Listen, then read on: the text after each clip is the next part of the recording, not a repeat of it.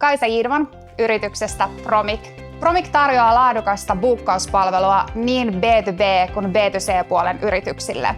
Me ei varsinaisesti ennen Tonavalle siirtymistä edes etitty uutta tilitoimistoa itsellemme. Me päädyttiin hyviin keskusteluihin silloin Tonavan kanssa ja se herätti mun mielenkiinnon, että hei, mitä jos me kokeiltaisikin toista tilitoimistoa, että voitaisiko me saada vähän tästä hommasta enemmän irti. Tonavalla mä oikeastaan huomasin sen, että he olivat tosi kiinnostuneita ymmärtämään meidän koko bisnesmaailman. He olivat tosi kiinnostuneita ymmärtämään, mitkä oli meidän heikkoudet, mitkä oli meidän vahvuudet. Ja he olivat ehdottomasti kuuliaisia sille, että me oltiin halukkaita kasvamaan ja me oltiin halukkaita kehittämään liiketoimintaa. Ne ei katsonut sitä vaan pelkästään semmoisesta kirjanpidollisesta näkökulmasta, vaan heidän puolestaan sit saatiin myös muutenkin erittäin ammattitaitoista neuvontaa ja palvelua sen kannalta, että mitä meidän kannattaa seuraavaksi tehdä.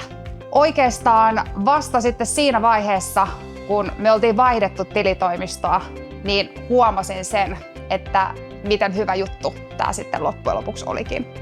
Jos sä edes pohdit tilitoimiston vaihtamista, niin silloin todennäköisesti sä et ole ihan 100% tyytyväinen siihen nykyiseen tekijään ja silloin kannattaa todennäköisesti myös vaihtaa. Omalla kohdalla mä olin ainakin tosi tyytyväinen siihen, että päädyin just Tonavaan, koska olen tykännyt siitä toimintamallista, miten he palvelevat asiakkaitaan.